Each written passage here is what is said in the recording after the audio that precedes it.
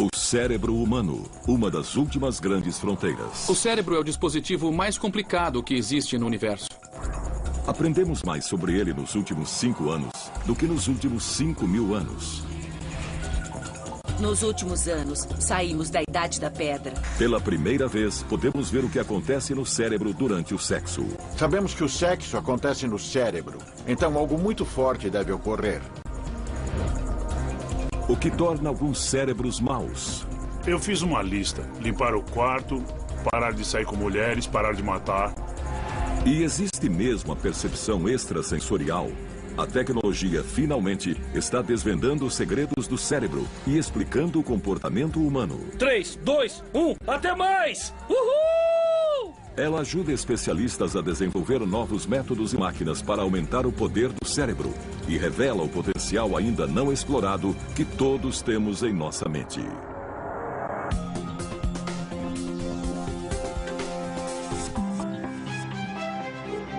O cérebro. O cérebro controla todos os aspectos da vida dos seres humanos. Ao longo da evolução humana, dobrou de tamanho. Pesa menos de 1,5 kg, mas consome 20% do combustível que nosso corpo absorve, gerando energia bastante para manter uma lâmpada acesa. Considere que o cérebro evoluiu como uma casa antiga. Só acrescentamos mais salas, com muitas escadarias e conexões. No porão está a parte mais antiga, o tronco encefálico, que compartilhamos com répteis e outros animais. É o que nos mantém vivos e governa funções vitais como o batimento cardíaco, a respiração, a digestão e a pressão sanguínea, coisas que fazemos sem ter que pensar. Então, a seguir, no primeiro andar, que é mais evoluído e surgiu centenas de milhares de anos depois, está o sistema límbico. É muito importante no processamento de emoções. Dentro do sistema límbico estão as amígdalas, parecidas com amêndoas, uma em cada metade do cérebro. Embora muito pequenas, são o centro de comando que transmite nossas reações emocionais ao cérebro. Dentre essas, uma das mais simples e fortes é o medo, uma emoção primitiva que todos sentimos. Uma das regiões do cérebro mais relacionadas com o medo seria a amígdala. O melhor lugar para explorar como o medo afeta o cérebro é o Comando de Operações Especiais da Marinha, em San Diego, Califórnia. Os recrutas são treinados para modificar a maneira com que o cérebro reage ao medo. Olha lá! Atenção! Cuidado! Vai! Desde o primeiro dia, introduzimos nossos alunos ao caos absoluto. Opa! Vamos lá! Vamos lá! E eles penam. Quando examinamos erros históricos cometidos no campo de batalha, quase sempre estão associados ao medo ou ao pânico. Então, a capacidade de controlar esses impulsos é extremamente importante. Dos 140 candidatos que iniciam o curso, em média apenas 36 chegam ao final. Esses recrutas parecem mais capazes de adaptar o cérebro às exigências da função. Nem sempre são as pessoas fisicamente mais aptas que chegam ao final. Atletas olímpicos já desistiram do treinamento. E um rapaz magrinho de Nebraska que veio da roça e nunca tinha visto o mar conseguiu se graduar. Por que isso? Para responder essa pergunta, a Marinha recorreu à neurociência. Diante do medo, é a amígdala que reage à informação dos nossos sentidos e aciona instintivamente o botão do pânico. A amígdala é uma das regiões mais interconectadas do cérebro, então o que ela faz é enviar sinais a partes do tronco encefálico, que provocam várias reações no organismo. Você começa a suar, seu coração dispara, você pode ficar sem ação ou então sair correndo. Este exercício feito com capuz é parte do sistema de defesa em área restrita e é uma das maneiras de condicionar os recrutas a controlar os sinais da amígdala. Nossos alunos estão cegos e surdos. Nossos instrutores, em seguida, montam um cenário. Então, o capuz é tirado e o aluno tem de reagir. Quando está com aquele capuz, você tem só um momento para refletir e pensar nas situações que podem acontecer. Às vezes, a reação correta é veloz e letal. Atire! Abaixe! Às vezes, não é violenta. Sabe onde tem um posto? A minha gasolina acabou. Sei, é por ali. Ah, é? Obrigado. Nós precisamos tomar decisões num piscar de olhos. São situações de perigo que acontecem num instante. Olha lá! Atenção! No chão, no chão! Cuidado! Isso, assim, isso. Eles tentam apresentar o fato de que o pânico será cada vez menos viável ao longo da sua carreira. Isso, assim, isso. Então, o jeito certo de treinar é expor os alunos a situações assustadoras, para que se acostumem com elas e saibam reagir quando eles as encontrarem. Vai! Constantemente expostos a situações assustadoras, os recrutas aprendem a reprimir o medo que poderia fazê-los reagir de maneira errada e acabar morrendo. Mas como o cérebro deles faz isso? Os cientistas descobriram que, com a evolução humana, outra parte do cérebro, o córtex, também passou a processar o medo. A parte do cérebro que nos torna mais humanos é o córtex frontal. Se a amígdala é o primeiro andar, o córtex é o segundo andar do cérebro. É a camada externa, fina e enrugada do cérebro, dividida em 4 lobos. Se você estender o córtex de um macaco, seria do tamanho de uma folha de papel. Se estendesse o nosso córtex, seria do tamanho de 4 folhas de papel. Grande. E a razão por ser assim, todo enrugado, é porque tudo aquilo faz parte do cérebro. Os lobos frontais compreendem a área logo acima dos olhos e são as mais novas salas do cérebro. Com a evolução humana, os lobos frontais se tornaram o local onde o pensamento consciente e racional é processado. É onde resolvemos problemas. Os lobos frontais são tão interessantes porque são os condutores do cérebro. Eles sincronizam toda a atividade. Os cientistas fizeram um grande avanço na pesquisa sobre o medo quando descobriram que as informações dos nossos sentidos chegam à amígdala com o dobro da velocidade que demoram para chegar aos lobos frontais. A diferença de velocidade dos sinais significa que sabemos reagir instintivamente a uma ameaça. Caso contrário, ficaríamos paralisados de medo, esperando os lobos frontais decidirem a reação correta. Por trás do medo e do pânico está o desconhecido, não saber o que fazer. O cérebro paralisa, como um animal paralisa quando vê um farol. A amígdala pode mandar sinais de medo muito velozes, mas às vezes estão errados. Você rapidamente percebe que a situação não é de medo e você deixa de senti-lo. Esses sinais muito rápidos da amígdala podem ser controlados de cima para baixo. É onde entra o treinamento da Marinha, ensinando os recrutas a minimizar o delay e gerar reações rápidas e precisas às situações. Mãos ao alto. Vai, você também.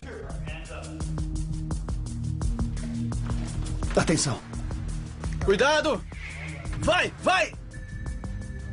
Devido ao aumento da demanda por forças especiais, a Marinha continua desenvolvendo técnicas de treinamento cerebral para aumentar a velocidade. Vamos!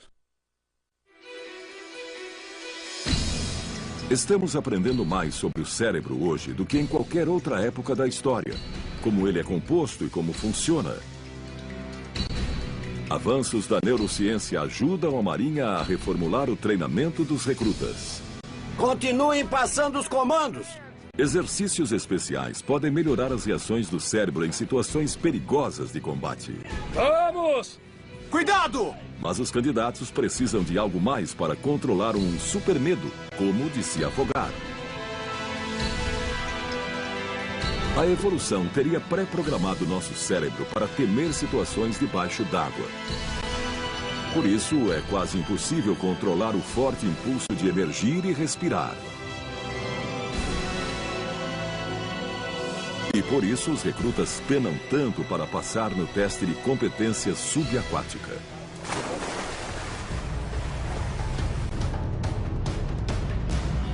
Esse teste é muito importante para a carreira deles. Nós avaliamos como eles lidam com medo debaixo d'água. Existem ameaças controladas e planejadas contra eles lá embaixo. Então vemos como eles reagem.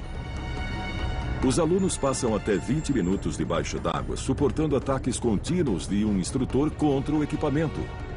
Metade do tempo eles ficam sem ar. O ar é cortado, os tubos são enrolados em posições difíceis e eles precisam reagir a esses problemas com uma série de procedimentos de emergência. Antes, os recrutas receberam instruções de como desembaraçar o equipamento. Agora precisam segui-las à risca. Mas colocar a teoria na prática não é fácil. Nós mergulhamos e os instrutores começam a nos atacar, a tirar nossa máscara, a criar muito estresse. E eles querem ver como reagimos a esse estresse. Quando o recruta começa a ficar sem ar, sua amígdala cerebral aciona o pânico que o impele a emergir. Os lobos frontais precisam vencer essa batalha para que ele continue em controle. É um desafio. Você tem que prender a respiração por mais tempo que o normal. Os instrutores nos levam até o limite para ver como reagimos. Assim que o candidato desata uma série de nós, o instrutor volta a atacá-lo. O estresse aumenta e eles querem ver como você reage. Você vai subir para respirar ou vai usar o pouco ar que tem para resolver os problemas e fazer o necessário para passar no teste? Mais recrutas falham nesta etapa do treinamento do que em qualquer outra. A Marinha procurou saber o que se passa na cabeça dos candidatos. Quase nada é mais assustador do que não conseguir respirar.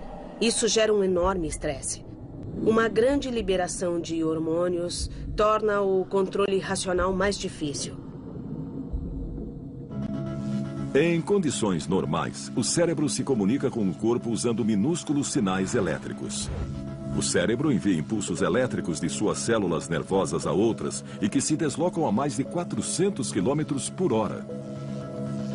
É um modo de o cérebro mandar o corpo fazer algo.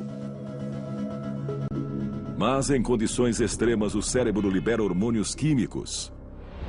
A parte do cérebro que percebe o medo, a amígdala, provoca uma reação em cadeia que libera os hormônios adrenalina e cortisol na corrente sanguínea. Esses hormônios agem como uma equipe da SWAT, preparando o corpo para a ação. Aceleram a respiração, o batimento cardíaco e a pressão sanguínea. Os sentidos ficam mais alertas, a memória mais aguçada e o corpo menos sensível à dor. Mas mesmo nesse estado de alerta extremo, o teste da piscina é difícil demais para muitos alunos. Sua mente está a 1000 por hora. Você vê seus amigos saindo da água. Ou eles passaram ou eles foram reprovados. E você se pergunta, se ele foi reprovado, será que eu vou passar? Sua mente fica a 1000 por hora. O principal é você se concentrar no que você tem que fazer. Finalmente, o aluno termina a série de tarefas. Pode tocar o fundo, emergir para saber do instrutor se passou ou não no teste.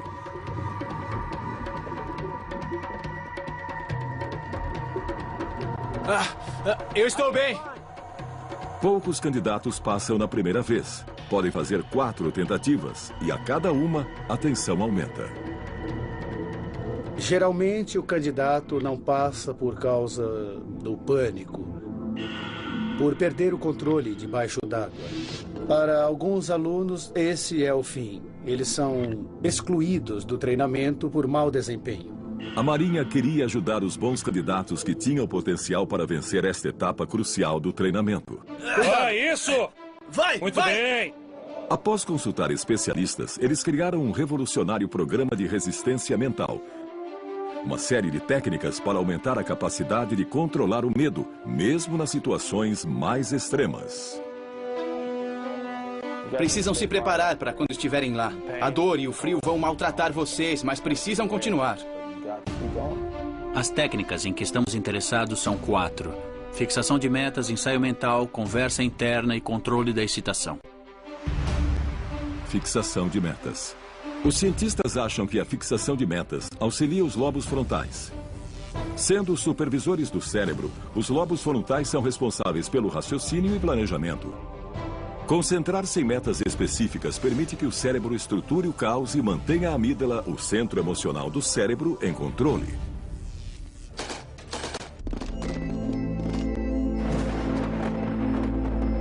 Eu acordava e dizia, vou resistir até o café da manhã. Depois dizia, vou resistir até o almoço. Depois dizia, vou resistir até o final desta tarde. Eu precisava dividir o dia em etapas. A segunda técnica, ensaio ou visualização mental, implica pensar continuamente numa atividade, para que seja mais natural quando for realmente executá-la.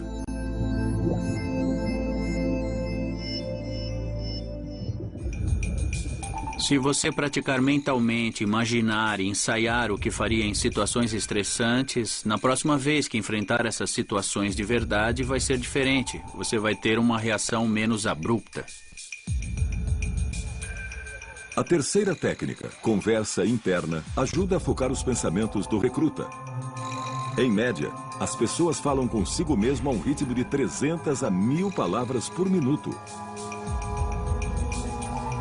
Se essas palavras forem positivas em vez de negativas, posso em vez de não posso, ajudarão a suprimir o sinal de medo enviado pela amígdala.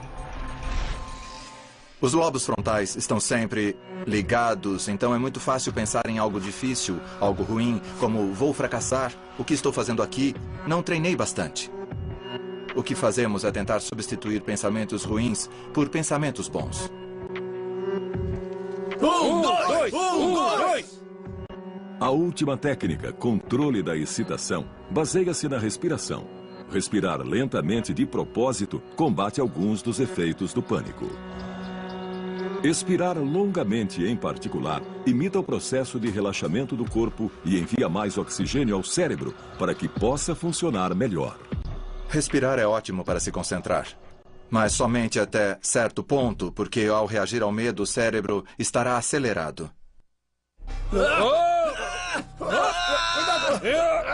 Sozinho, o controle da excitação não adianta. A amígdala envia um sinal tão forte que é difícil suprimi-lo se ainda estamos com medo. Mas combinar as 4 técnicas aumentou o índice de aprovações de candidatos de 1/4 para 1/3. A ideia de superar limites não é nova, mas essa é uma prova de que é possível treinar o cérebro e que a ciência descobriu como fazê-lo.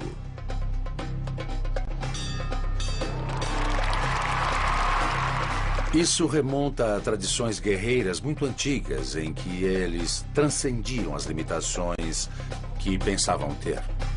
Vai, vai! Muito bem! Agora sou uma pessoa diferente. A autoconfiança aumenta muito. Você vê coisas e faz coisas que nunca teria imaginado antes. Mas não é só no campo de batalha que a neurociência exerce um grande impacto. Também desvenda segredos fascinantes sobre o que acontece entre 4 paredes. O cérebro desenvolveu o medo para nos afastar do perigo, mas também nos equipou com um forte impulso sexual para garantir a sobrevivência da espécie. Ter um orgasmo é uma das experiências humanas mais poderosas, então entrar na mente e descobrir exatamente como o cérebro produz esse êxtase avassalador é emocionante. Na Holanda, o neurocientista Gert Hofstede abre novos caminhos para essa pesquisa ao revelar pela primeira vez o que acontece no cérebro de homens e mulheres durante o orgasmo. Há 15 anos não era possível, mas hoje, com as novas tecnologias de imagem, é possível ver o que está acontecendo. Para isso, ele precisa de casais voluntários. O homem ou a mulher recebe um traçador radioativo de oxigênio e é estimulado pelo cônjuge até chegar ao orgasmo. Enquanto isso, apoiam a cabeça num aparelho de tomografia por emissão de pósitrons. O aparelho mede apenas o fluxo sanguíneo. Mede o sangue que vai para diferentes partes do cérebro. O cérebro possui quilômetros de vasos sanguíneos. Quando as células nervosas disparam, precisam de muito sangue rico em energia e oxigênio. Caso contrário, precisam de muito pouco. Vemos quais as regiões do cérebro que participam da ejaculação e do orgasmo. Além da óbvia dificuldade dos voluntários em atingir o orgasmo num laboratório, também há um limite de tempo. O traçador de oxigênio tem meia-vida de apenas 2 minutos. Acho que seria difícil ter um orgasmo nessas circunstâncias, em qualquer uma delas. No mundo todo, a maior parte da nossa vida sexual é privada, ao contrário de quase todos os outros animais. Felizmente, 11 homens e 13 mulheres conseguiram se manter dentro desse limite. E o que esse experimento inovador revelou foi uma espantosa diferença entre o cérebro feminino e o masculino durante o sexo. O resultado foi surpreendente. Examinando o cérebro masculino durante a ejaculação ou o orgasmo, vemos diversas partes ativadas. Durante o orgasmo masculino, o sangue jorra para o alto do tronco encefálico. Além de ser uma das partes mais antigas do cérebro humano, é a área que controla a liberação de dopamina pelo cérebro. A dopamina é um tipo de hormônio chamado neurotransmissor. Os cientistas sabem que a dopamina gera sensações muito fortes que associamos ao prazer. Ficou claro que a dopamina é liberada um pouco antes de estímulos tais como comida, sexo ou drogas. Então ela não é uma substância do prazer, e sim da expectativa. Então você recebe um fluxo de dopamina.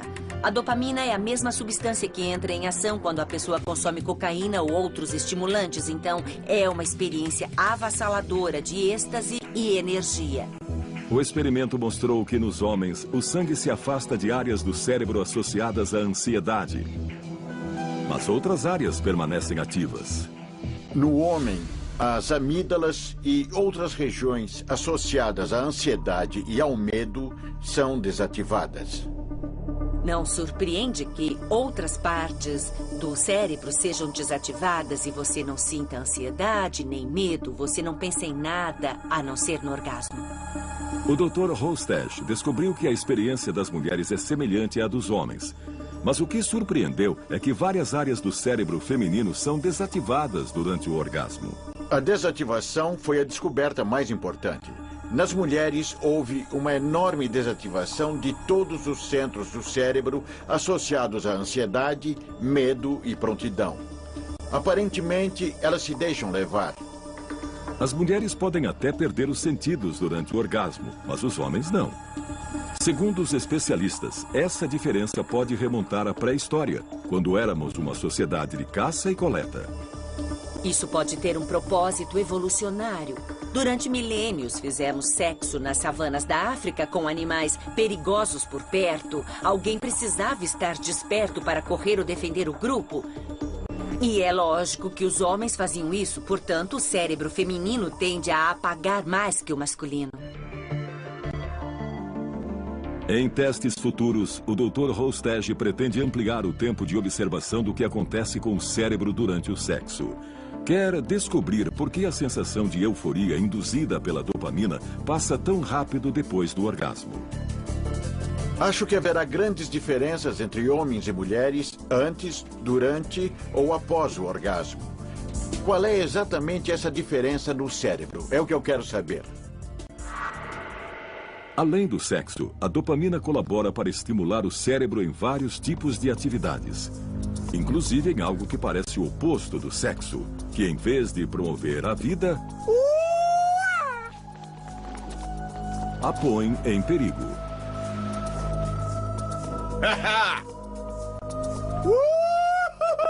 Porque a busca do prazer faz com que praticantes do base jump em Moab, Utah, queiram se atirar de um penhasco. Quase todos os penhascos daqui são extremamente altos e perigosos. Numa escala de 0 a 10, eu daria 8.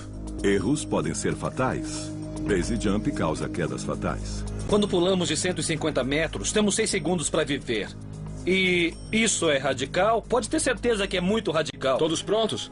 E se essa é a emoção máxima para alguns, por que não para todos? Essa emoção é essencial para a nossa felicidade. É uma sensação vibrante dentro de nós que faz com que a vida valha a pena.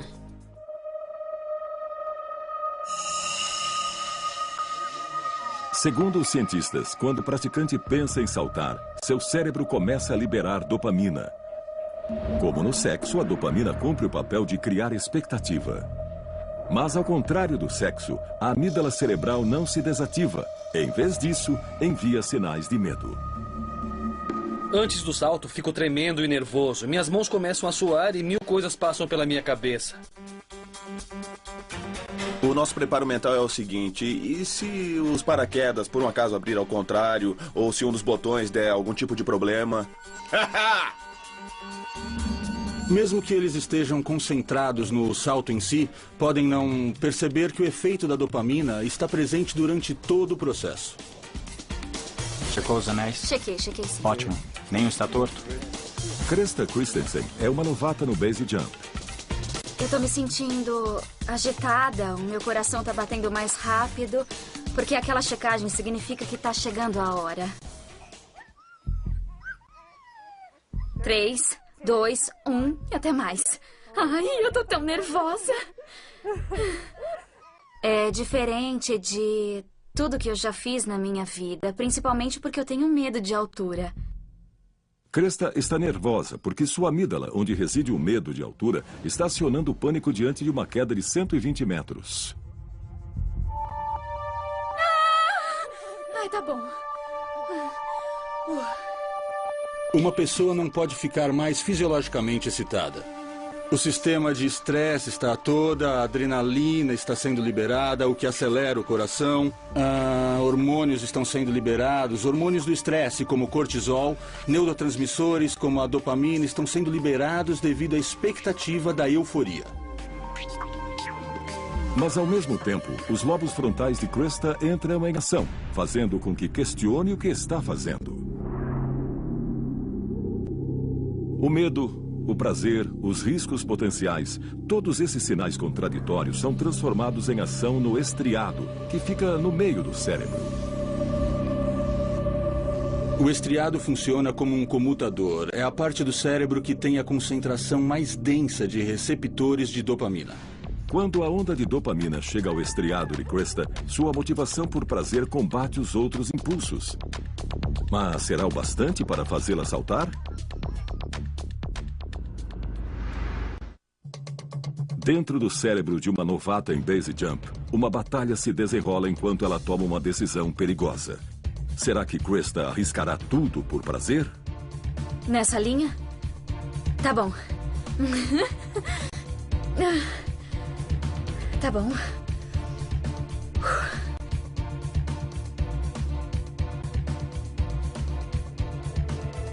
Vai.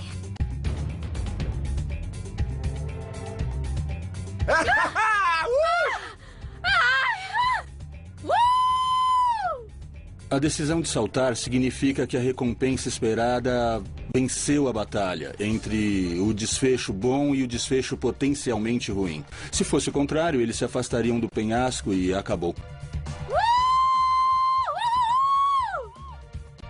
Foi incrível demais. Eu quero subir e saltar de novo. Eu vou dobrar o paraquedas.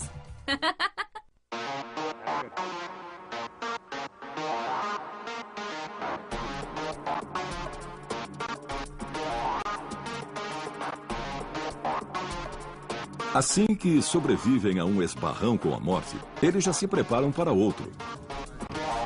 Estão sempre querendo encontrar novos locais, com perigos inéditos e condições mais difíceis. Segundo os cientistas, há um motivo para isso. O que acontece com o cérebro quando ocorrem contatos contínuos como prazeres, seja comida, bebida ou até mesmo sexo, é que a dose de dopamina diminui a cada vez. É cada vez menos prazer pelo dinheiro. O que, para caçadores de emoções, significa praticar uma atividade totalmente nova ou correr riscos cada vez maiores com a habitual. A novidade é uma grande estimuladora da dopamina. Então, no caso do base jump, essas duas coisas são combinadas de fato, maximizando a reação de prazer. Por isso, acaba sendo viciante. Os praticantes parecem concordar. Mantendo o esporte novo e diferente, mantemos a emoção. Tem gente que salta uma vez, acha perigoso demais e desiste. Mas a maioria continua e salta pelo menos uma vez por semana ou até mais. Mas pouquíssimas pessoas abraçam o base jump. 3, 2, 1, até mais! Uhul! Segundo os cientistas, temos prazer em correr perigo porque foi necessário para a nossa evolução. Se os seres humanos não tivessem corrido riscos, ainda viveríamos em cavernas. Mas eles querem saber por que alguns se arriscam mais que os outros. Mesmo em situações corriqueiras, como comer num restaurante, há pessoas que sempre pedem a mesma coisa. E outras que pedem um prato novo a cada vez, apostando que vão gostar. Especialistas da Universidade Emory, na Geórgia, acham que o cérebro de algumas pessoas foi pré-programado para apostar e correr riscos maiores do que outras. Eles pediram a voluntários que fizessem apostas. O objetivo é evitar levar um choque no pé. Ai, como isso dói! A cada jogada, o voluntário precisa escolher entre duas opções. Então eu vou tentar a primeira opção, porque eu não quero levar outro choque.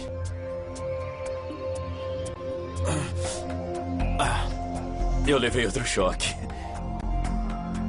Quando o teste é feito num aparelho de tomografia, o Dr. Greg Burns monitora a atividade cerebral para ver quanta dopamina é liberada antes de cada decisão. Estamos vendo traços que provavelmente são códigos genéticos. As pessoas têm a tendência biológica de liberar mais ou menos dopamina em resposta ao risco. E seus experimentos sugerem que as pessoas são coerentes ao tomar decisões. Ele até mesmo criou um programa de computador capaz de prever que opções as pessoas escolherão antes que o façam. Podemos fazer um modelo da reação cerebral às diferentes apostas. Chamamos de digital neural. Colocamos num algoritmo computacional e prevemos com alto grau de exatidão o que escolherão. Mesmo diferentes, parece que as pessoas possuem uma digital na tomada de decisões. Mas, segundo o Dr. Byrne, estamos longe de prever decisões complicadas. Uma coisa boa da neurociência é que, quanto mais nos aprofundamos na tomada de decisões, mais questões vêm à tona. Uma das questões que os cientistas estão estudando é como determinadas personalidades tomam decisões morais. Novas descobertas oferecem pistas para entender por que o cérebro de psicopatas permite que sejam cruéis. Todos fazemos algo errado de vez em quando. Na maioria das vezes, quando fazemos algo errado, nós não só sabemos como sentimos. Nós nos sentimos mal, sentimos culpa ou remorso. E essa é a sensação que impede que a maioria volte a fazer algo errado no futuro. Mas o que acontece quando alguém não sente culpa ou remorso? E nenhum conflito em sua mente os impede de cometer, repetir e até apreciar atos que, para nós, são de um horror indizível. Homens como Ted Bundy, que matou pelo menos 35 mulheres. Jeffrey Dahmer, que torturou 17 homens e meninos até a morte. E Joel Rifkin, que espancou e estrangulou 17 mulheres. Os cientistas estudam esses arquétipos vivos do mal. Digamos que foi Ted Bundy quem me motivou a ingressar nessa carreira. Ted Bundy morou na minha rua. Na minha infância, eu ouvia histórias sobre tudo que ele fizera. Todos ficavam perplexos. Surpreso? Não sei, não sabia o que esperar. Eu nunca fui pra cadeia, nunca fui preso. Combinei as duas coisas que eu mais queria entender. Como o cérebro funciona em pessoas normais e em criminosos, em psicopatas. As pesquisas sugerem que uma pessoa em cada 100 é psicopata. A maioria não é do tipo violento. Ainda mais raros são os que se tornam assassinos em série. Mas todos têm traços em comum. Ted Bundy exemplifica quase todas as características de um psicopata. Era muito falante e superficial, muito charmoso. Persuadia muita gente. Chegou a se casar na prisão mais tarde. Ninguém imaginava que ele fosse capaz de matar a sangue frio. Segundo o Dr. Kent Kill, a principal característica do psicopata é a falta de consciência. Ele dizia, não entendo por que tanto alvoroço por causa disso. Bundy e Dahmer morreram. Mas Joel Rifkin continua vivo e atrás das grades no norte de Nova York. Você sentiu culpa depois desses homicídios? Não, na verdade não. Depois de um homicídio ou dois, eu me senti mal, mas não culpado de verdade. Eu teria que me importar, mas não me importei. Isso é que é triste. Queremos entender por que não conseguem perceber que estão praticando esses horrores e prejudicando os outros.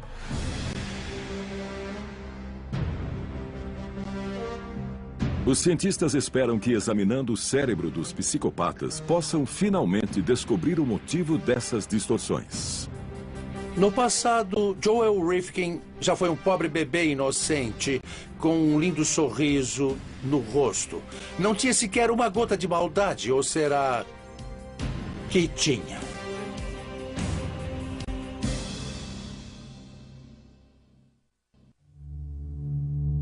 O que torna alguns cérebros maléficos? A resposta pode estar em experimentos inovadores realizados nas prisões do Novo México. Os cientistas estimam que 1 em cada 20 detentos tenha um distúrbio de personalidade que pode ser psicopata. Então, o que não faltam são casos para a pesquisa do Dr. Keel. Ele pretende desenvolver novos tratamentos, mas para isso, ele precisa descobrir qual a diferença desses cérebros.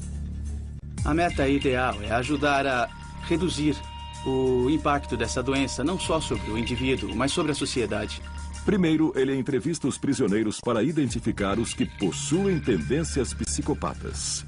Vamos conversar sobre vários aspectos da sua vida. Vamos começar falando da escola, do seu trabalho, da sua família, das suas atividades criminais e de coisas que você fez. Os psicopatas têm traços comportamentais muito parecidos. Teve problemas na infância? O tempo todo. Eles têm temperamento impulsivo e nômade, mudam de um lugar para outro, de uma relação para outra. São sexualmente promíscuos e tendem a arranjar confusão. O tempo todo.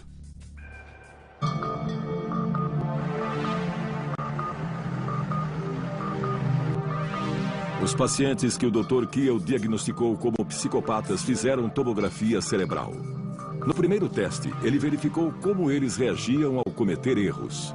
Fizemos tomografias de mais de 300 detentos. Formamos um dos maiores bancos de imagens cerebrais do mundo e, de longe, o maior banco de imagens cerebrais de psicopatas que já foi criado. Bom, este daqui é o ímã. Agora ele está parado, mas vai fazer muito barulho. O aparelho usa campos magnéticos e frequências de rádio para monitorar o fluxo sanguíneo do cérebro, enquanto o detento pensa e reage. Nesse teste você vai ver uma série de X e Ks na tela. Quero que você aperte o primeiro botão com o indicador direito sempre que um X aparecer na sua tela, mas não aperte quando um K aparecer na sua tela, tudo bem? Tudo bem.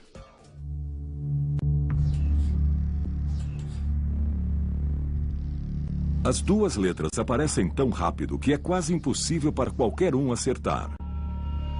É muito difícil. As pessoas cometem muitos erros, apertam botões na hora errada. Queremos saber como o cérebro deles reage a um erro e como se recupera desse erro. A atividade cerebral durante esse teste indica que os psicopatas não se importam tanto quanto os indivíduos normais quando cometem um erro. Mas isso não significa que não sejam inteligentes. O QI do assassino em série Joe Rifkin, por exemplo, é 128, o mesmo de apenas 3% da população. O mais espantoso é que têm inteligência acima da média em comparação ao resto da população carcerária, mas são muito esquentados e impulsivos, manipuladores e ardilosos. Eu já fui parado pela polícia com corpos no carro. Eu mentia e escapava da situação. Eu procurava um lugar para desovar os meus pacotes. Me perguntaram por que você está rodando por este bairro. Eu disse, eu me perdi. Como faço para chegar a tal rua? Eu não tinha ideia do que falava, mas estava com um mapa. E era muito convincente.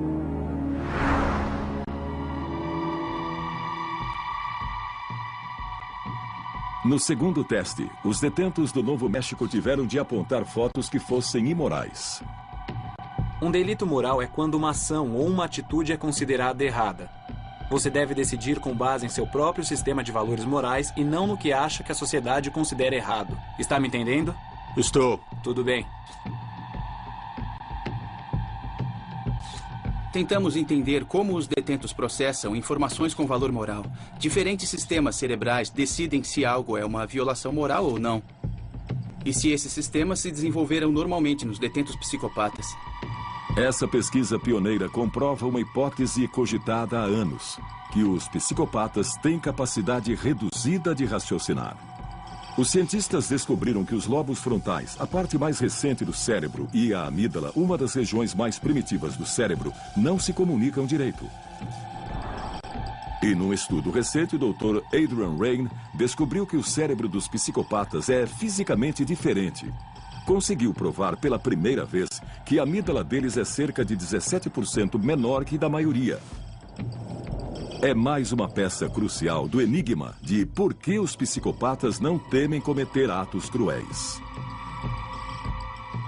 Os psicopatas sabem que é errado matar. E por que matam? Porque eles não têm a noção do que é moral. Eu nunca cravaria uma faca em você porque eu mesmo sentiria, experimentaria a dor, sinto empatia, posso me colocar no seu lugar. Assassinos como Joel Rifkin não sentem. Ele matou as prostitutas porque não se importava com o sofrimento de ser estrangulado. O que você sentia quando as estrangulava? Eu ficava muito concentrado no que fazia.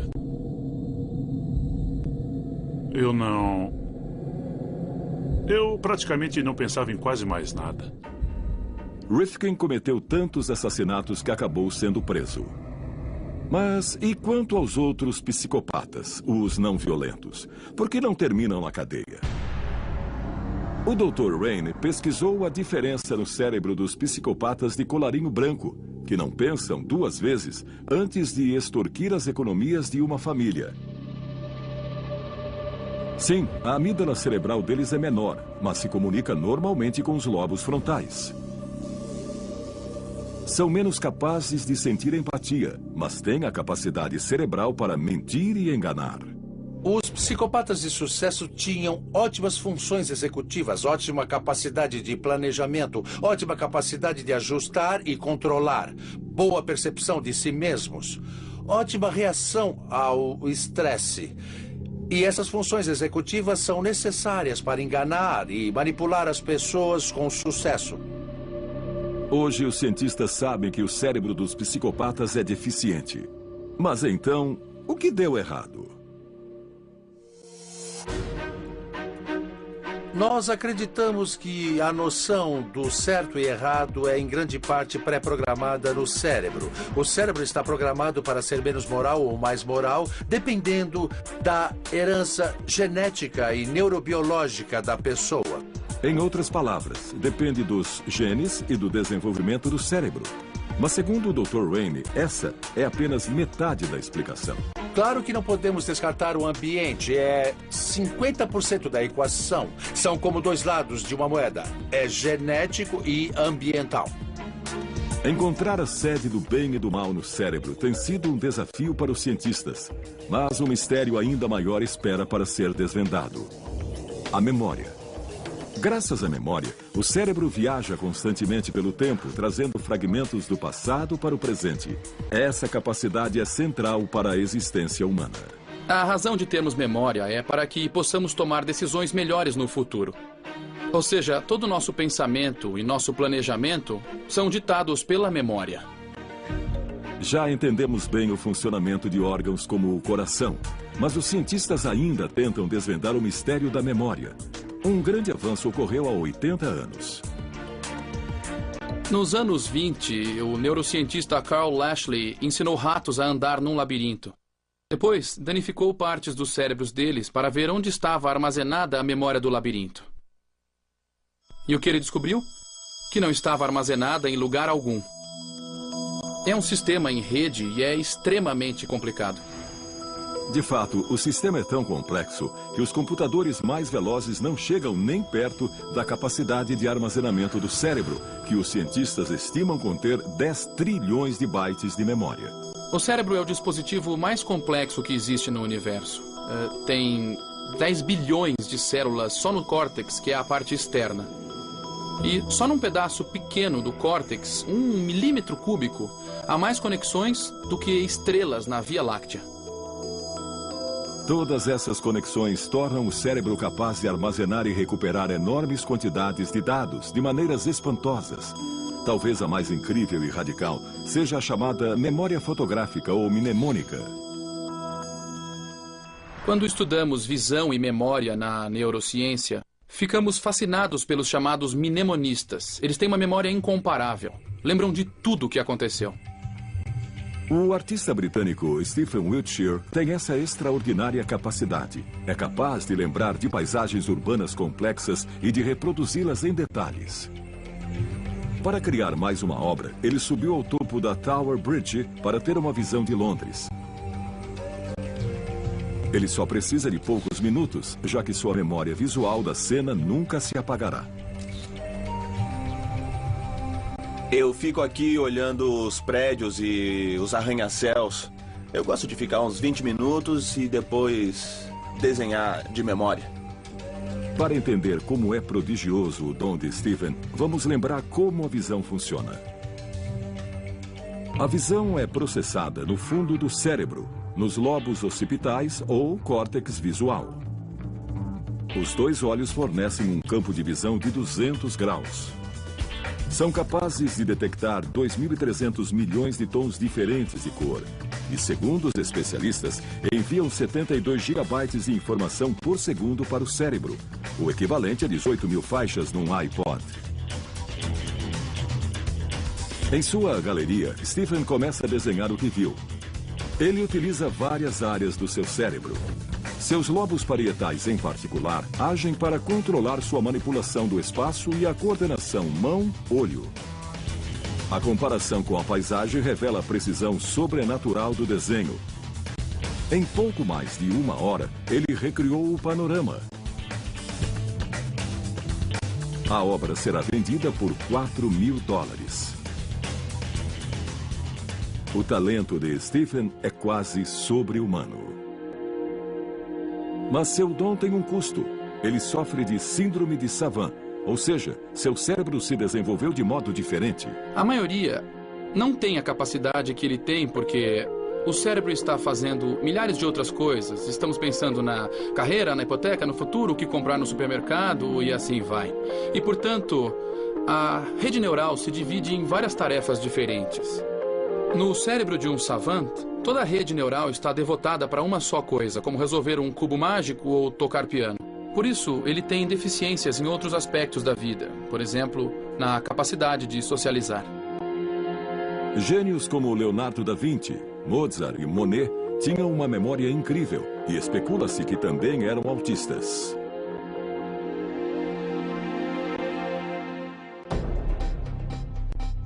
Enquanto alguns cérebros se lembram de quase tudo que vem, outros não conseguem se lembrar de quase nada. Eu nunca vi essa porcaria. Este é Clive Warren, o homem com o pior caso de amnésia do mundo. O que fazíamos antes de sentar no banco? Não faço ideia.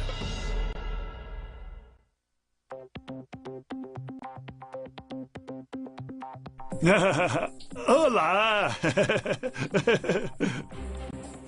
Clive Warren já viu a mulher Deborah várias vezes hoje, mas sempre que a encontra, parece que a vê pela primeira vez. Clive tem o pior caso de amnésia do mundo. Seu intervalo de memória é de 30 segundos, no máximo. O que fazíamos antes de sentar no banco? Não faço ideia. Sabe que casa é aquela? Não. Você nunca viu? Não. Ele me disse que é como o estado entre acordar e dormir, aquele estágio intermediário, quando ainda não sabemos onde estamos. E o que você sabe? O quê? Não sei de nada. Nada? O dia e a noite são iguais. Eu nunca sonhei.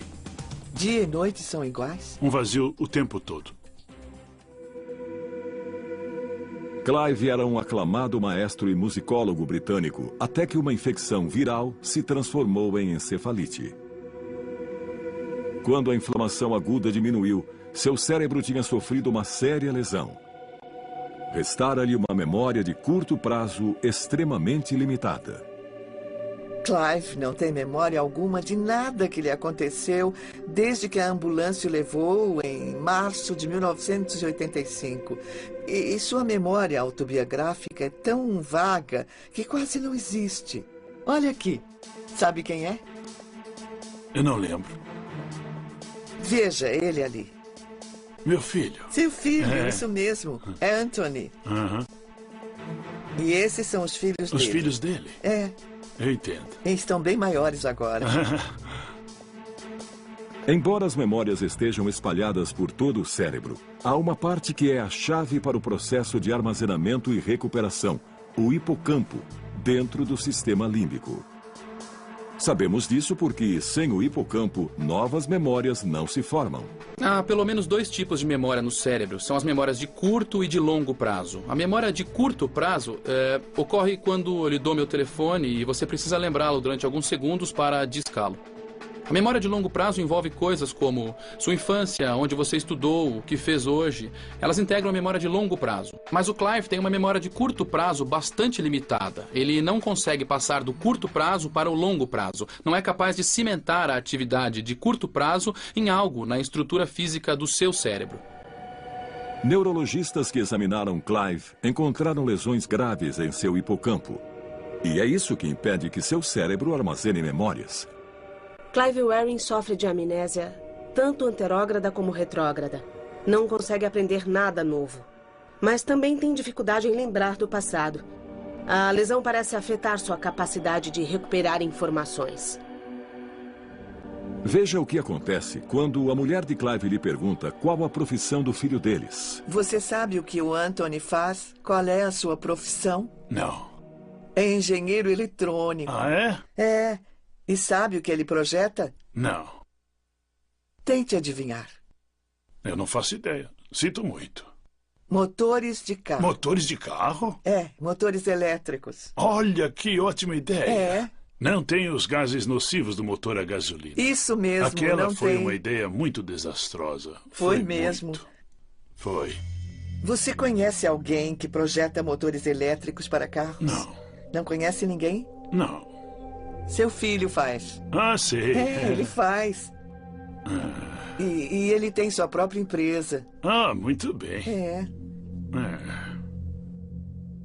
Você sabe o que ele... Você lembra o que ele faz na vida? Não, ainda estava na escola a última vez que eu me lembro. Clive é um caso tão especial porque, embora não lembre detalhes sobre sua família, consegue recordar outras coisas. O fato de sua linguagem estar tão preservada e ele ser articulado significa que a memória associada tanto à fala quanto à construção de palavras está separada da memória episódica, o que ele fez, os fatos sobre sua vida. Tipos diferentes de memória estão armazenados em locais diferentes do cérebro. Segundo os especialistas, a memória da linguagem pode residir num dos lobos temporais, responsável pelo som e pela fala, no lado esquerdo do cérebro. O mais incrível é que Clive ainda consegue tocar piano. Sua memória dos procedimentos para tocar piano do lado direito do cérebro está intacta.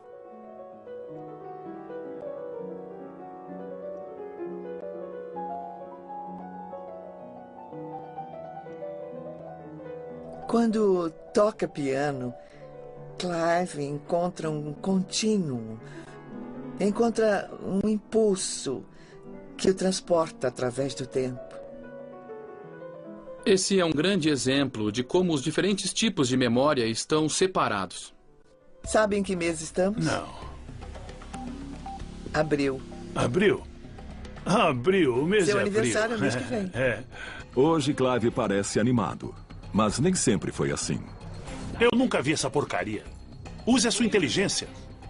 Esse era Clive em 1988, 3 anos depois da lesão, quando estava impaciente e frustrado. Nos primeiros 10 anos, Clive viveu num mundo em que dizia as mesmas coisas sem parar. Devido à sua ansiedade, ao medo, ao horror da sua situação. Ele queria anotar cada momento de que tinha consciência. A compulsão era tanta que ele escrevia na mesa, na parede, em qualquer superfície disponível. Quem acha que escreveu? Não sei. Acho que nem os médicos. Deve ter sido Não, você. não fui eu. Quer me ouvir? Quando eu digo não, é não. As páginas do seu diário estão cheias de exclamações e palavras riscadas. Mas com o passar do tempo, sua raiva se aplacou. Ele começou a mudar depois de cerca de 14 ou 15 anos. Começou a lembrar de coisas por mais tempo. Seu humor mudou.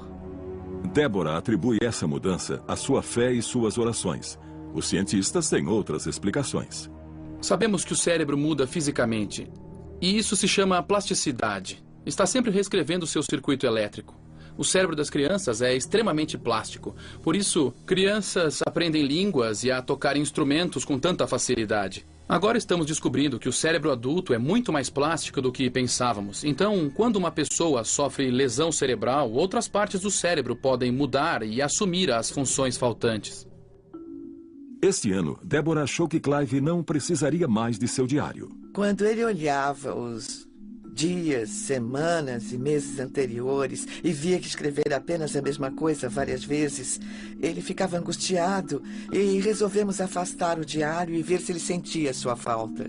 Para surpresa de todos, após escrever no diário todos os dias durante 23 anos, Clive não o pediu de volta. A necessidade compulsiva de registrar cada momento de consciência havia passado.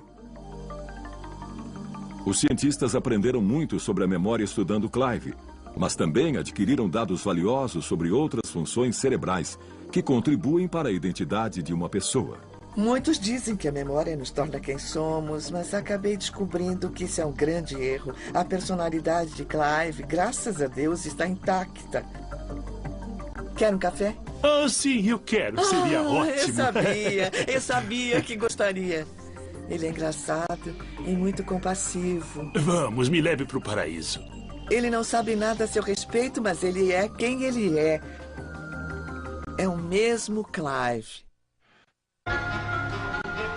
Quanto mais aprendemos sobre o cérebro, mais entendemos como é decisivo em todos os aspectos da nossa vida, inclusive nos esportes profissionais. A performance no esporte depende do cérebro. Não era assim no passado. Durante toda a história do esporte, não se ligava para o cérebro. O atleta era considerado bom se tinha boa definição muscular e era bem coordenado. Nos últimos 10 anos, descobrimos que 50% da performance nos esportes, e às vezes o mais importante da performance de elite, estão ligados ao cérebro. Hoje, os atletas perceberam o quanto o cérebro é importante para o desempenho no campo. 90% é mental, é um jogo bem difícil, sabe? Temos que ter controle na mente para poder jogá-lo bem. Mas como o cérebro melhora o desempenho? Quase todos os esportes são dinâmicos e exigem que as decisões sejam tomadas em milissegundos. E se você errar por uma pequena porcentagem, perde a chance. Se por 1/10 de segundo você vacilar, você erra a cesta. É essa pequena diferença entre o atleta excelente e o bom. Basicamente, é uma questão de coordenação mão-olho e treino, muito treino. E o melhor lugar para observar isso é no Cirque du Soleil, onde os artistas treinam constantemente.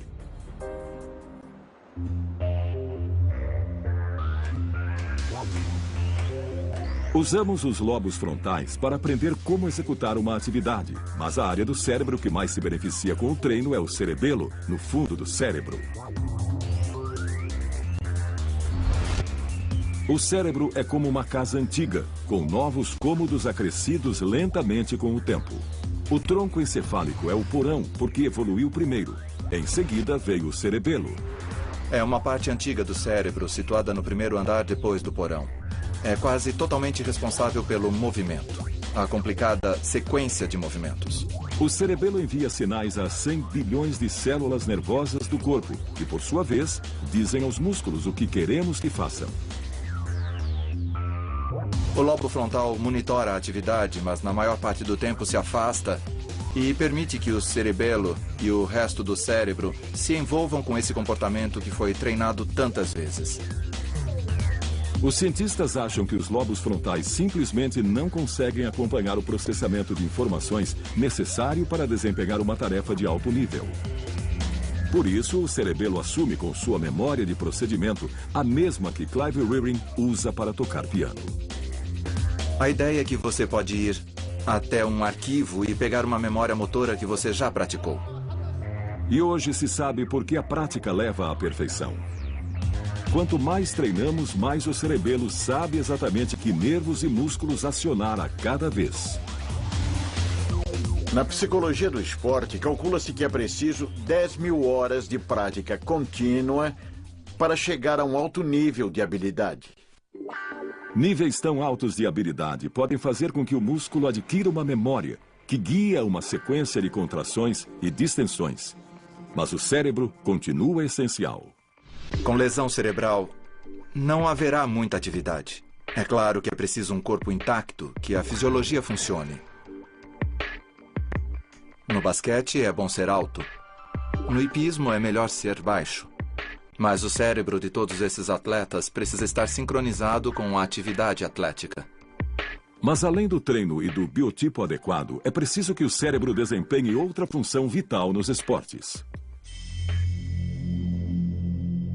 Imagine um halterofilista tentando erguer um peso extraordinário. Precisa ter os músculos muito desenvolvidos.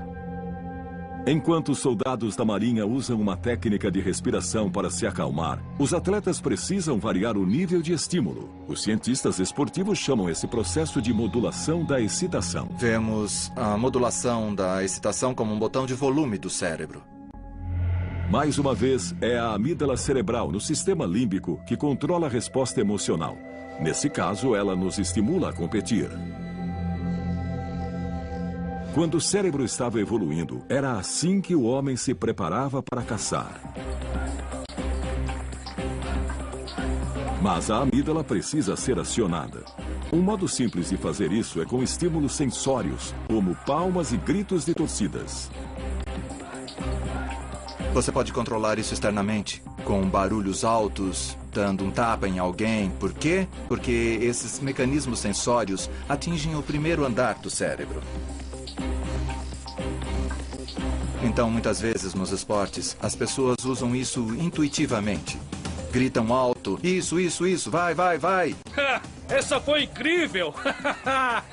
Os atletas precisam se posicionar quando o jogo começa. Estão num nível alto de excitação. Porque o basquete é um esporte de contato. Precisam empurrar. Precisam lutar pelos rebotes. É quase uma guerra simulada. É isso aí! Muito bom! É, muito bom! É isso aí! Quando o nível de excitação está alto e é preciso baixar, e isso é tão difícil quanto elevá-lo, talvez até mais difícil. Aê! Demais, hein? De repente o jogo para, e eles vão para os lances livres. O jogador precisa se acalmar e se concentrar em poucos segundos. Dentro do cérebro do atleta, os lobos frontais precisam suprimir rapidamente a reação da amígdala para acalmar as emoções, relaxar o corpo e baixar o batimento cardíaco para que ele tenha mais chances de acertar a cesta. Isso é difícil porque o corpo pode estar estimulado demais ou os lobos frontais podem estar distraídos por pensamentos nervosos, como o medo do fracasso. Se esses pensamentos forem muito fortes, podem voltar ao sistema límbico e acionar o sentimento de medo. Isso o tornaria extremamente difícil se concentrar para desempenhar uma ação complicada. É uma situação chamada de ansiedade de desempenho.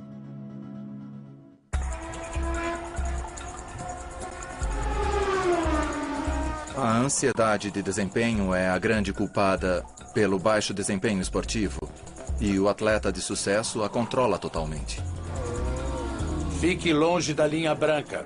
É difícil baixar o batimento cardíaco, focar e se concentrar no que você precisa fazer, porque é tudo tão caótico que você só quer correr o máximo possível. Mas é preciso relaxar e tentar ficar frio. Fique longe da linha branca, Graham. Fique longe da linha branca. Se errar, as consequências podem ser fatais. Se você perder a concentração por um segundo sequer, pode acontecer um acidente. A velocidade pode chegar a 370 km por hora. A essa velocidade, tudo pode acontecer. Quando você bate no muro, bate forte. Poucos esportes evidenciam a ansiedade do desempenho como o golfe. As pessoas adoram golfe porque vemos um grande campeão errar uma tacada curta na final de um torneio importante e perder centenas de milhares de dólares. A tacada curta requer um volume muito baixo de atividade. É um pequeno movimento motor. Os lobos frontais deveriam estar desligados. Sabemos que Tiger Woods é capaz disso porque já o fez muitas vezes. Mas por que seu cérebro é capaz de colocar a bola no buraco? É isso aí, Tiger! Bora ver! Demais, hein? É isso aí! Muito bom! Essa foi incrível! Muito bom! É isso aí! Descobrimos que o cérebro pode ajudar alguém tanto a vencer numa atividade esportiva como a fracassar. E achamos que Tiger Woods encontrou um jeito de vencer quase sempre graças à sua capacidade de modular o seu funcionamento cerebral. Os cientistas não podem monitorar o cérebro de Tiger Woods em ação. Ele teria de ficar imóvel, o que tornaria jogar golfe impossível. Por isso, eles precisam usar o poder de observação. Como ele pisca muito pouco durante as tacadas, achamos que sua ansiedade é muito baixa. Porque piscar os olhos está relacionado à ansiedade. Ele fica muito relaxado, num estado quase sonolento, adormecido, mas com concentração suficiente para realizar a tarefa.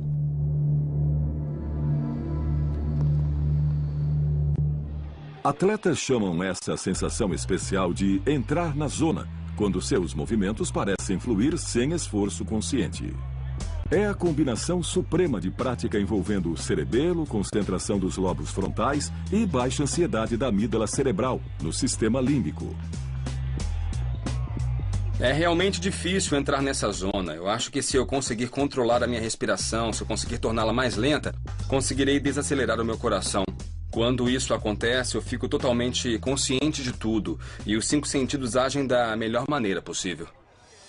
Segundo os cientistas, o cérebro se concentra tanto que consegue bloquear ou ignorar qualquer dado irrelevante.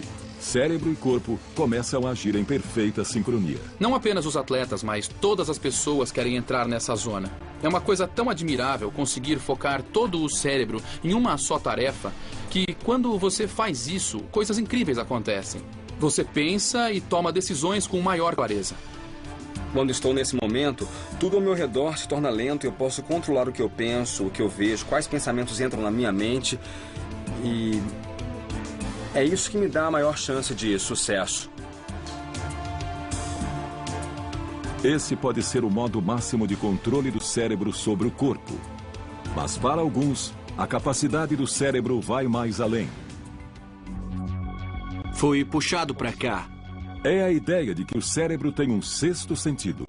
Tá me dizendo para falar ou de Staten Island... É onde eu moro. Certo, eu vou te dizer exatamente o que ele tá me mostrando. Você passa por uma ponte, por um pedágio e pega a primeira estrada à esquerda. Tá certo.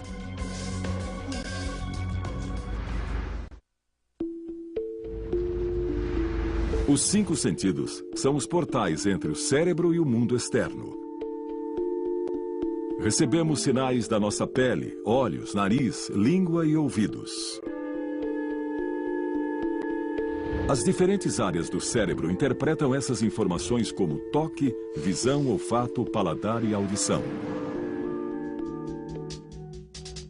Mas e se existisse um sexto sentido que nos permitisse entrar no cérebro de outras pessoas, prever acontecimentos ou transmitir mensagens dos mortos? Embora 1 em cada 4 americanos digam que acreditam em percepção extrasensorial, são poucos os cientistas que aceitam essa possibilidade. O Dr. Dean Radin pesquisa fenômenos mediúnicos no Instituto de Ciências Noéticas, no norte da Califórnia. Sua teoria é de que o cérebro humano pode ter capacidades extrasensoriais, embora demos outro nome.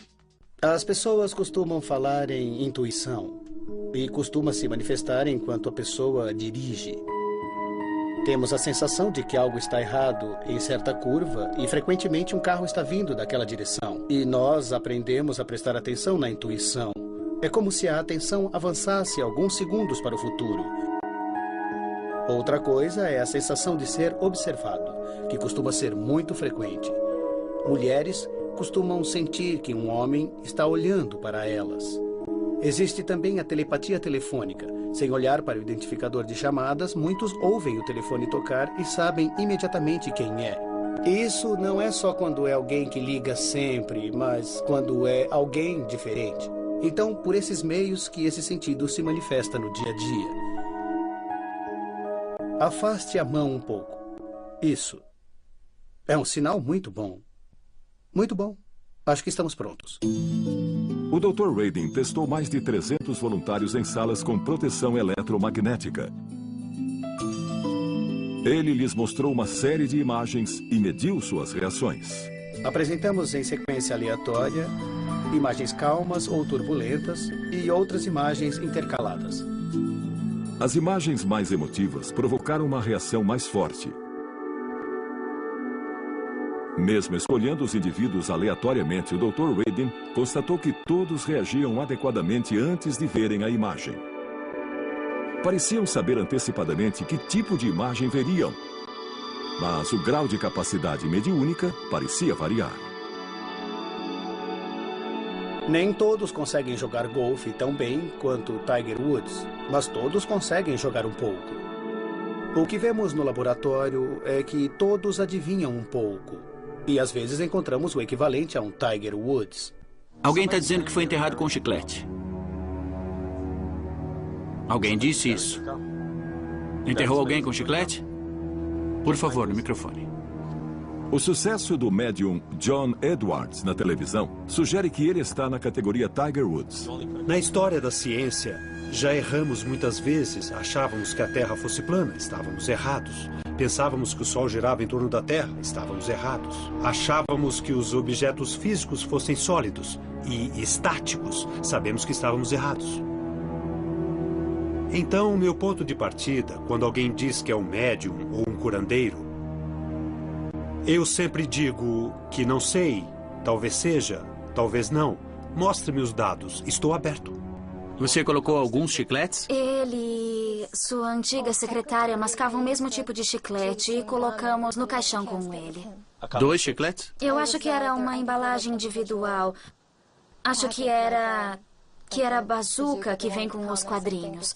É isso que eu estou sentindo. Era uma figura paterna para você. É o meu pai. E você ainda encontra a assistente dele? Ele quer que você brinque com ela. Tipo, ela não podia ter colocado mais? Ou o pacote todo? Nós podemos dizer que geralmente os médiuns procedem tentando conseguir pouco a pouco o máximo de informações. Estou sentindo que ele já havia morrido. Já. É isso? Já. Não porque a comunicação seja fragmentada, mas porque ele só consegue pegar pedacinhos. É como quando a conexão do celular está ruim e só conseguimos ouvir pedaços do que estão falando.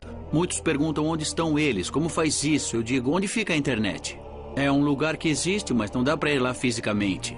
É preciso ter um condutor de algum tipo de conexão, é preciso estar conectado de alguma maneira. Alguém está com uma rã de plástico? Foi puxado para cá. Vocês aí estão a salvo, vocês aqui, não.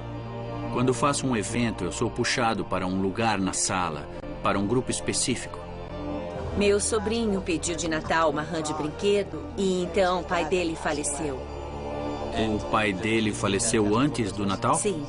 Quando eu ouço algo, não ouço com os ouvidos. Parece que vem de fora de mim, mas é como se eu ouvisse. Não.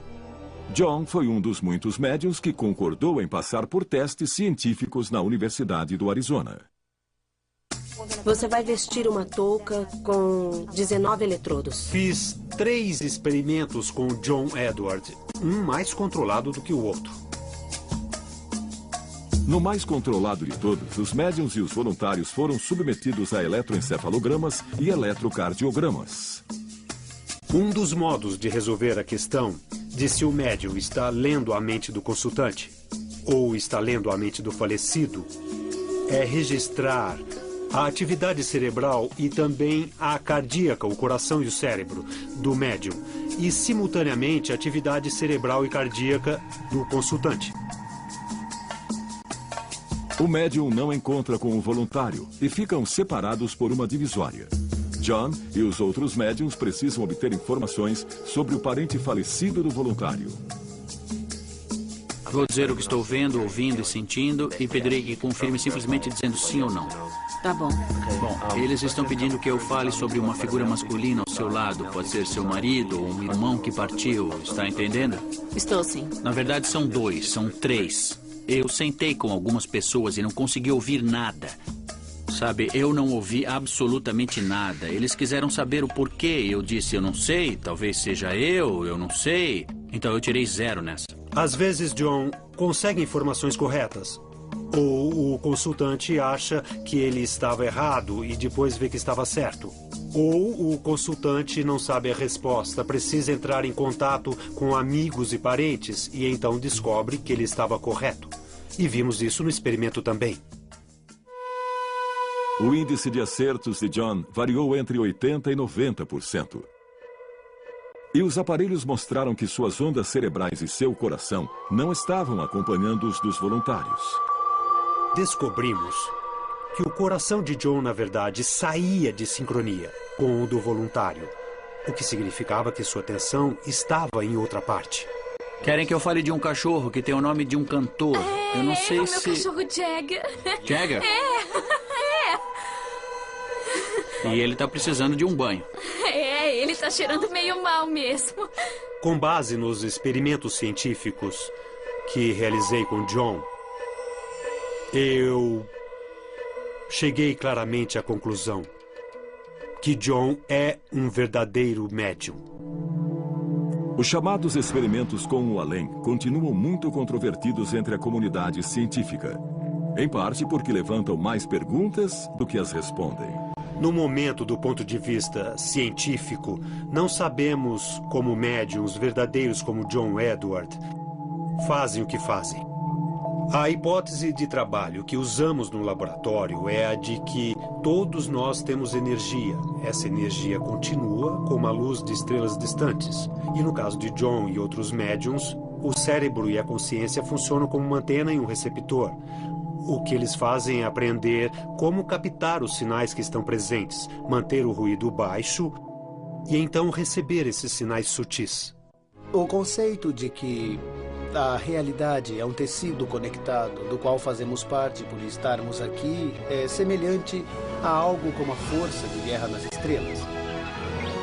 Obi-Wan, algumas vezes, sente de repente uma perturbação na força quando um planeta explode. De certo modo, percebe ondas pelo espaço e tempo e consegue senti-las diretamente. O fenômeno chamado percepção extrasensorial provavelmente opera de modo semelhante. A física tem um nome para essa conexão à distância. Chama-se entrelaçamento quântico. No momento, é só uma teoria que está sendo aplicada a elétrons e moléculas. Os cientistas ainda não sabem se podem aplicá-la ao cérebro. Mas a descoberta que pode confirmar a percepção extrasensorial pode vir antes que imaginamos. É muito difícil prever quando essas coisas acontecerão. Eu diria talvez 20 anos. Algum momento entre amanhã e 20 anos. E se pudéssemos turbinar o cérebro usando máquinas? E dar o próximo salto evolucionário numa só geração ao invés de em muitas? Inovação radical é a meta de programas financiados pela semi-secreta Agência de Projetos de Pesquisas Avançadas de Defesa, ou DARPA. A missão deles é ser os pensadores, ou então os cientistas visionários do Departamento de Segurança Nacional. E produziram tecnologias extraordinárias que nos parecem naturais, além da internet, o mouse do computador e o bombardeiro stealth. Eles chamam os cientistas mais brilhantes do país e lhes pedem para fazer a ciência atual avançar 30, 40 anos. Eles dão grandes saltos. A DARPA está financiando um desses projetos na Universidade Columbia, em Nova York. Lá, os cientistas desenvolvem um programa de computador que ajuda o cérebro a processar informações visuais a incríveis velocidades. A sociedade moderna nos bombardeia com informações. Podem ser imagens da televisão, imagens da internet, no trabalho, e isso está se tornando excessivo. Precisamos saber com que imagens vale a pena perder tempo e quais podemos ignorar. A visão por computador acoplado ao córtex pretende aliar o melhor de dois mundos, a versatilidade do cérebro humano e a velocidade do computador. É difícil pedir a um sistema de visão computadorizada que encontre algo engraçado, fora do comum ou suspeito. É mais fácil para uma pessoa fazer isso. Mas os sistemas de visão computadorizada são muito rápidos. A questão é como tornar um processador visual humano mais rápido. Nesse exemplo, as imagens são de fotos aéreas de Seul, na Coreia do Sul. O analista procura heliportos. O método antigo e lento exigiria uma busca metódica por milhares de fotos individuais para marcar cada heliporto. No novo método, o analista usa uma touca de eletroencefalograma. Dezenas de eletrodos detectam a atividade cerebral elétrica logo abaixo da superfície do crânio. No processamento cerebral normal, o córtex visual extrai detalhes de uma cena. As informações são enviadas aos lobos frontais para a tomada de decisões. Depois, o córtex motor gera uma resposta, o clique de um mouse ou o movimento dos olhos. O programa, ainda um protótipo, intercepta sinais, filtra atividades cerebrais irrelevantes e foca o momento subliminar em que os olhos localizam um heliporto. Em poucos segundos, o analista consegue examinar as milhares de imagens. Embora ele possa não ter consciência disso, seu cérebro identifica com extrema precisão as poucas fotos que contêm heliportos para que possam ser marcadas depois. Essencialmente, vamos explorar os sinais envolvidos na decisão de que algo é interessante e, sem contar com a reação do indivíduo, usá-los para reordenar ou classificar os bancos de imagem para podermos aperfeiçoar a busca. Essa tecnologia que acelera a visão permite que o analista trabalhe 4 vezes mais rápido. Pode ser adaptada para ajudar pilotos de caça a tomar decisões em centésimos de segundos ou para melhorar o exame de fitas de segurança pela polícia. E há outras possibilidades, além da defesa e da inteligência. Uma interessante aplicação potencial em que há uma grande entrada de informações pode ser a bolsa de valores ou trading. Muitas vezes os corretores assimilam informações através de várias telas. Algo pode lhes chamar a atenção, mas eles não podem cuidar disso naquele momento. Então o corretor pode marcar a informação que chamou sua atenção para que possa ser processada por outra pessoa mais tarde. A pesquisa médica também pode se beneficiar com esses recursos, e equipes de propaganda podem usá-los para registrar a primeira reação das pessoas a um produto ou campanha. Uma empresa de videogame na Califórnia já está trocando o controle manual pelo poder do cérebro. Um fone de ouvido semelhante a um eletroencefalograma capta a atividade elétrica cerebral, bem como contrações dos músculos faciais. Os sinais são traduzidos para comandos na tela.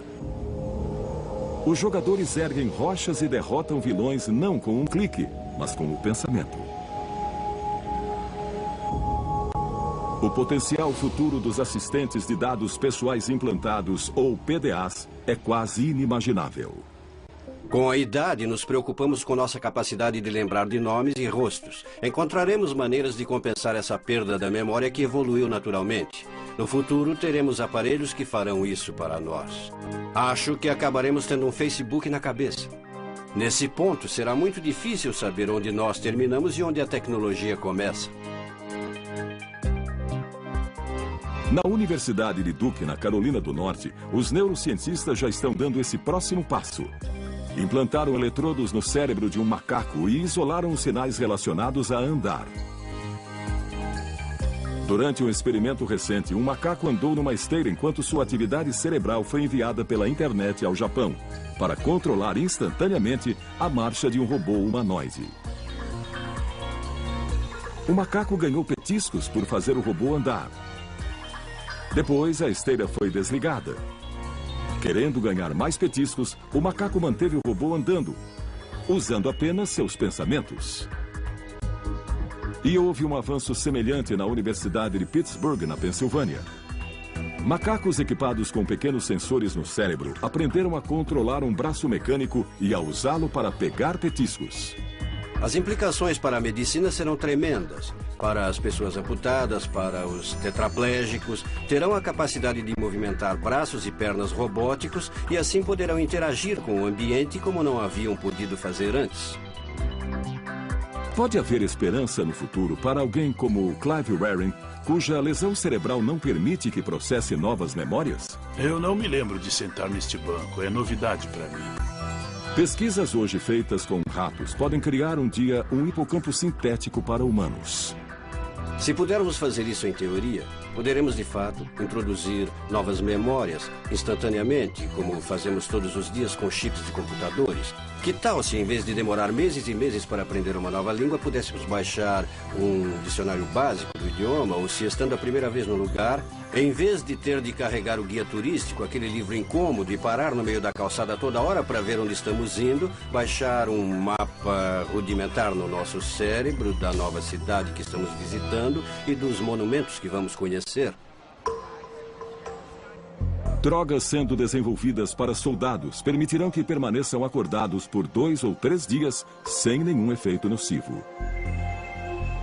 Uma nova classe de remédios, chamados ampaquines, ajuda o neurotransmissor glutamato a agir melhor no cérebro cansado, melhorando assim a memória, o aprendizado e a cognição. Esses remédios podem um dia ser usados no cotidiano. A falta de sono geralmente significa tendência para cometer erros. Acho que poderemos resolver esse problema. Pessoas que precisam trabalhar a noite toda poderão dispensar o sono e funcionar muito bem, assim como alunos estudando para exames e pessoas que precisam cruzar fusos horários como parte de seu trabalho. No futuro próximo, os cientistas esperam aperfeiçoar tomógrafos cerebrais portáteis. Diodos emissores de luz instalados numa faixa lançarão luz nos lobos frontais para detectar a atividade cerebral. Essa informação seguirá para uma unidade do tamanho de um baralho. Em vez de deitar num enorme aparelho de ressonância magnética, os usuários poderão saber o que aconteceu em seu cérebro quando, por exemplo, praticam esportes.